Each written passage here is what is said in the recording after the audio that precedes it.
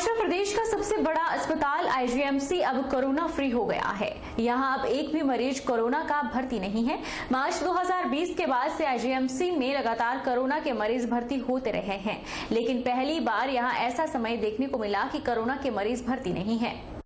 प्रदेश का सबसे बड़ा अस्पताल आईजीएमसी अब कोरोना फ्री हो गया है। इन दिनों ऐसा नहीं है कि कोरोना के टेस्ट नहीं हो रहे, कोरोना के टेस्ट हो रहे हैं, लेकिन अब कोरोना के मामले काफी ज्यादा कम हो गए हैं, जिससे मरीजों के साथ ही अस्पताल प्रशासन ने भी राहत की सांस ली है। हालांकि डॉक्टरों ने लोगों को ये निर्देश दिए हैं कि भले ही आईजीएमसी कोरोना फ्री हो गया है, लेकिन लोगों को अभी भी नियमों की पालना करना जरूरी है। लोग पहले की तरह मास्क लगाएं, सैनिटाइजर का इस्तेमाल करें। आईजीएमसी के एमएस डॉक्टर जनकराज ने कहा कि 2020 के बाद आईजीएमसी में लगातार कोरोना के मरीज भर्ती होते रहे और यहां पर पूरे प्रदेश से मरीज लाए गए थे, लेकिन अब 24 मार्च से आईजीएमसी अस्पताल में एक भी मरीज दाखिल नहीं है। उन्होंने कहा कि हालांकि अभी कोरोना संक्रमण को अनदेखा नहीं किया जा सकता है, अभी भी एहतियात बरतने की जरूरत है। पर अभी वर्तमान समय में हमें ये बताते बहुत हर्ष और खुशी का विषय है कि 24 मार्च को हमारे पास आखिरी कोविड पॉजिटिव पेशेंट जो था उसको भी अब छुट्टी हो गई है। तो अब लगभग एक सप्ताह का समय बीत चुका है।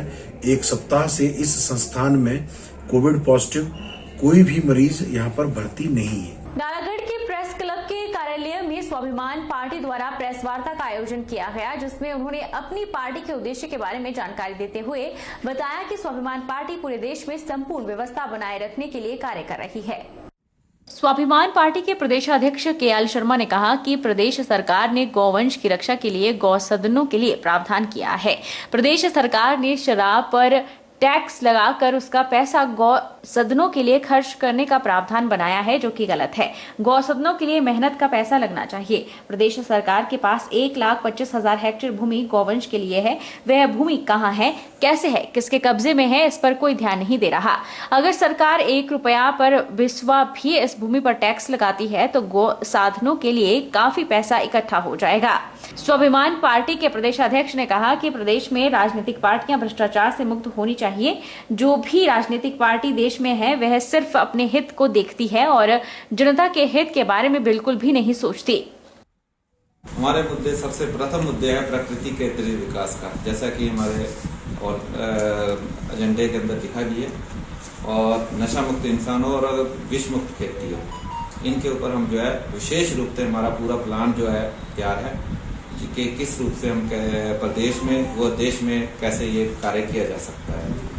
जैसा कि आपको अवगत है इस बारे में कि हमने जो है इसकी जो है मांग पहले से ही की है, और हम जब भी सत्ता में आएंगे, यदि हमारे को जनता सत्ता में लाती है तो हम जो है नालागढ़ को जिला बनाएंगे और बद्दी को उप जिला बनाएंगे और रामशहर को एक नई कंस्टिट्यूएंसी बनाएंगे। ऊना में रोटरी क्लब ऊना और इनरव्हील क्लब के सहयोग से लोगों की सेवा करने की एक पहल शुरू की गई। ऊना के मल्टी स्पेशलिस्ट हॉस्पिटल नंदा में 7 दिनों तक चलने वाले फ्री हेल्थ चेकअप कैंप का आयोजन किया गया और लोगों को फ्री दवाइयां दी जा रही हैं।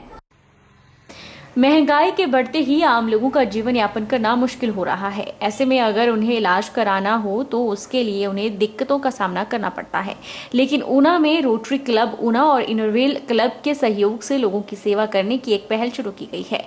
ऊना के मल्टी स्पेशलिस्ट हॉस्पिटल नंदा में 7 दिनों तक चलने वाले फ्री हेल्थ चेकअप कैंप का आयोजन किया गया।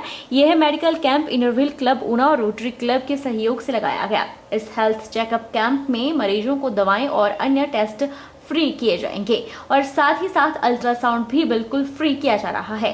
इस कैंप में स्किन स्पेशलिस्ट, गायनी स्पेशलिस्ट और मेडिसिन स्पेशलिस्ट डॉक्टर मरीजों का चेकअप करेंगे और उन्हें यहीं से दवाएं भी फ्री दी जाएगी। इनरव्हील क्लब से जुड़ी महिला की माने तो लोगों को सेवा करने को लेकर नंदा अस्पताल ने यह एक अच्छी पहल की है और इसमें हमें भी इन्होंने साथ में जोड़ा है ताकि इस कैंप में लोगों को ज्यादा से ज्यादा फायदा मिल सके। नंदा हॉस्पिटल में डॉक्टरों के साथ मिलकर कैंप लगा रहा है। ये कैंप चलेगा आज 1 से लेके 7 तक। तो हम सबको बोलते हैं फ्री सेवा होगी, मेडिसिन फ्री देंगे, अल्ट्रासाउंड वगैरह सब कुछ फ्री होगा। तो मैं सबको गुजारिश करूंगी कि आप सभी आएं और ये जो सहूलत दे रहे हैं उनका फायदा उठाओ। और स्किन के डॉक्टर हैं, गायनिकोलॉजिस्ट हैं, मेडिसिन के हैं, तो आप जिनको भी जरूरत है प्लीज आप आओ। तो हम भी इधर ही होंगे 7 दिन साथ में इनर व्हील क्लब उन्ना, तो हम सब हेल्प करेंगे। ये कैंप जो है एक मल्टी स्पेशलिटी नंदा हॉस्पिटल में लगाया गया है। इसमें फ्री जो है कंसल्टेशंस है, थोड़ा लैब टेस्ट फ्री है, मेडिसिन भी फ्री है और अल्ट्रासाउंड वगैरह भी सारा फ्री रखा है। लोगों की भलाई के लिए सारा का इंतजाम किया। और साथ में हम ये लोगों को ये भी बताना चाहते हैं कि यहाँ पे लेडी गायनेकोलॉजिस्ट की जो सुविधाएं हैं वो 24 आवर्स हमारे यहाँ उपलब्ध हैं, क्योंकि उन्ना में एक गायनी स्पेशलिस्ट जो है वो लेडी गायनी के स्पेशलिस्ट जो अभी तक अवेलेबल नहीं थी, तो ये हमारी संस्था ने इसका उपलब्ध कराया ताकि लोगों में लेडीज में थोड़ी सी जो शर्म या कुछ और चीजें होती थी वो ना हो, और ये फैसिलिटी जो है नंदा हॉस्पिटल जो है इनको प्रोवाइड कर सके। जिला कुल्लू के मुख्यालय ढालपुर स्थित सीनियर सेकेंडरी स्कूल में अब विज्ञान और गणित विषय अंग्रेजी मीडियम में पढ़ाए जाएंगे, जिससे सरकारी स्कूल में पढ़ने वाले हजारों छात्रों को लाभ मिलेगा। वहीं स्कूल में नए सत्र के लिए भी एडमिशन शुरू हो गई है। जिला कुल्लू के मुख्यालय ढालपुर के सीनियर सेकेंडरी स्कूल में कुछ कक्षाओं की परीक्षाएं चली हुई हैं, लेकिन नए सत्र के लिए एडमिशन लेने की प्रक्रिया शुरू कर दी गई है। ऐसे में स्कूल प्रबंधन समिति ने इस बार निर्णय लिया है कि छात्रों को बेहतर शिक्षा उपलब्ध करवाने के लिए यहां पर 2 विषयों को अंग्रेजी मीडियम में पढ़ाया जाएगा, ताकि बच्चे आगे चलकर विभिन्न क्षेत्रों में अपनी प्रतिभा का प्रदर्शन कर सके। सीनियर सेकेंडरी स्कूल ढालपुर के प्रधानाचार्य भीम कटोच ने बताया कि कुछ कक्षाओं की वार्षिक परीक्षाएं अभी जारी हैं, जो जल्द ही खत्म हो जाएंगी। ऐसे में जो भी छात्र 6ठी कक्षा में एडमिशन लेना चाहता है तो वह स्कूल आकर इसकी प्रक्रिया के बारे में पूछताछ कर सकता है। और उन्होंने बताया कि ढालपुर के स्कूल में सभी सुविधाएं उपलब्ध हैं और छात्रों को यहां पर शिक्षकों के द्वारा गुणवत्ता युक्त शिक्षा उपलब्ध करवाई जा रही है। यहां पर कंप्यूटर लैब के अलावा विभिन्न प्रकार की शैक्षणिक गतिविधियां भी हर साल करवाई जाती है, ताकि आगामी भविष्य में छात्रों को किसी प्रकार की परेशानी का सामना न करना पड़े। अभी जो हमारा क्योंकि आज नया सेशन शुरू हो गया है, हालांकि हमारे कुछ कक्षाओं के अभी एग्ज़ाम चले हुए हैं। 9th का जो एग्ज़ाम है 5 तारीख को, रिजल्ट 5 तारीख को आना है। अभी +1 के चले हैं, इनका 18 तारीख को आना है। लेकिन जो छोटी कक्षाएं हैं हमारी, उनकी हमने एडमिशन आज से शुरू कर दी है। मेरा आपके माध्यम से भी सभी पेरेंट्स से अनुरोध रहेगा कि वो विद्यालय में आए और अपने अपने बच्चों को एडमिशन दिलाएं। खास करके जो 6 में बच्चे, नए बच्चे हमारे पास आने हैं, उनको मैं कहना चाहता हूँ कि इस चीज़ पर ही हम 6 में साइंस और मैथ को इंग्लिश माध्यम से शुरू कर रहे हैं, क्योंकि ये देखा गया है कि बच्चे इस चीज़ से वंचित रह जाते हैं और प्राइवेट स्कूल की तरफ भागते हैं। तो वो हमारे स्कूल में इसमें लें, हम सारी व्यवस्था हम उसमें हम करेंगे। और साथ में जितनी फैसिलिटी प्राइवेट स्कूल्स होती हैं उससे ज़्यादा फैसिलिटी हमारे स्कूल में, चाहे वो मिड डे मील हम खिला रहे हैं वो आपको सरकार की तरफ से मिलता है, जो प्राइवेट स्कूल में नहीं होता है। हमारे पास एक अच्छी लैब है, कंप्यूटर लैब है, ICT लैब है, अच्छी लाइब्रेरी है, अच्छे टीचर हैं। तो सारी की सारी जो व्यवस्थाएं अच्छी हैं। तो मेरा सभी से अभिभावकों से अनुरोध रहेगा कि वो अपने बच्चों को, इवन जिन्होंने +1 में या +2 में एडमिशन्स लेनी है, वो हमारे विद्यालय में आए। +1 में हमारे पास साइंस स्ट्रीम है, कॉमर्स की स्ट्रीम है, साथ में आर्ट्स की स्ट्रीम है और साथ में वोकेशनल कोर्सेज भी हैं। प्रधानमंत्री नरेंद्र मोदी के द्वारा शुक्रवार को देश भर में छात्रों के साथ ऑनलाइन चर्चा की गई, जिसमें उन्होंने छात्रों के साथ परीक्षा पर चर्चा की। इस दौरान उन्होंने ऑनलाइन और ऑफलाइन माध्यम से की जाने वाली पढ़ाई के बारे में छात्रों के साथ विशेष रूप से चर्चा की। जिला कुल्लू के मुख्यालय ढालपुर के स्कूल में परीक्षा पर चर्चा कार्यक्रम का आयोजन हुआ, जिसमें स्कूल के छात्रों ने भाग लेकर प्रधानमंत्री नरेंद्र मोदी के संबोधन को सुना।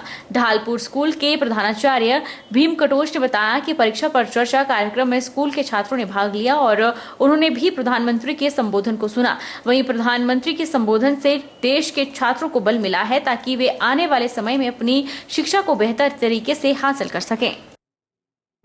क्योंकि माननीय प्रधानमंत्री इसमें बहुत अच्छी बातें बता रहे हैं। परीक्षा का जो बच्चों को स्ट्रेस होता है उसके बारे में, या नेशनल एजुकेशन पर जो हमारी अभी आई है उसके बारे में बता रहे हैं। नेशनल एजुकेशन के बारे में पहले भी हम बहुत चर्चा कर चुके हैं, और जैसे आपको पता है कि अब इसमें जो एक नया सिस्टम आया है जिसमें नर्सरी से बच्चे आएंगे, फिर बीच में एक नया गैप आएगा 3 साल का, फिर 4 साल का। तो ये जो अब, और 10th का जो एग्ज़ाम थे वो ख़त्म कर दिए गए हैं। अब जो बोर्ड का एग्ज़ाम होगा वो +2 में ही होगा। साथ में इसमें जो नई शिक्षा नीति है हमारी, इसमें वोकेशनल एजुकेशन, और सबसे अच्छी बात है इसमें कि मदर लैंग्वेज पे जो बच्चा, छोटा बच्चा आएगा वो अपनी मदर लैंग्वेज पे भी पढ़ सकता है। माननीय प्रधानमंत्री जी से बच्चों ने जो भी सवाल पूछे और माननीय प्रधानमंत्री ने जो भी उनके सवाल दिए, उनसे प्रेरित होकर हम उन चीज़ों को अपने जीवन में उतारने की कोशिश करेंगे, और पेपरों में भी हम उन्हीं से प्रेरित होकर पेपर करेंगे और जो भी प्रधानमंत्री जी ने हमें जो भी बताया उससे हमारे पेपर बहुत अच्छे जाने वाले हैं। इंदौरा के मलोट औद्योगिक क्षेत्र में एक बायोटेक उद्योग में कार्यरत मजदूरों ने उद्योग के मुख्य गेट पर प्रबंधन के खिलाफ धरना प्रदर्शन किया। मजदूरों ने उद्योग प्रबंधन पर आरोप लगाते हुए कहा कि बिना कोई नोटिस जारी किए करीब 32 मजदूरों को उद्योग से बाहर निकाल दिया गया है, जिसके खिलाफ मजदूरों ने उद्योग के बाहर मुख्य गेट पर उद्योग प्रबंधन के खिलाफ नारेबाजी की और धरना दिया। बिना नोटिस जारी किए 32 मजदूरों को उद्योग प्रबंधन ने उद्योग से बाहर कर दिया। रोष स्वरूप मजदूरों ने उद्योग के मुख्य गेट के बाहर धरना प्रदर्शन किया।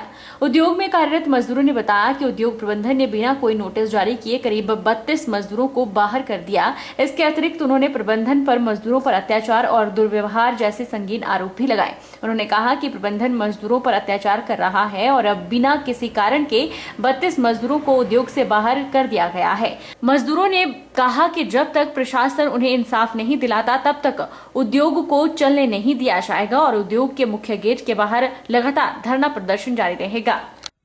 हम हमारे ऊपर ब्लेम भी लगा सकते हैं कि आपने ये उठाया सर, हमें ये चीज नहीं लगी। अगर हम काम करेंगे तो लगातार करेंगे। ये नहीं है कि कल को कोई भी रीजन बिना मर्जी का लगा देंगे ये आपको कर दिया। सर अगर कोई दिन वाला कर दे, हमने ये ठेका तो नहीं लिया, ये सही है गलत है? सर हमारे कुछ हो रहा है तो बोर्ड गार्ड देखेगा। सर जी हमारे बंदों ने ये भी बोला कि अगर हमारे किसी बंदे ने गलती नहीं की, अगर आप 100 रुपए हमारे से काटना हो प्लम्बर को बुलाओ, ले लो हमसे 100 रुपए। 32 बंदे हैं, 3200 बनता है।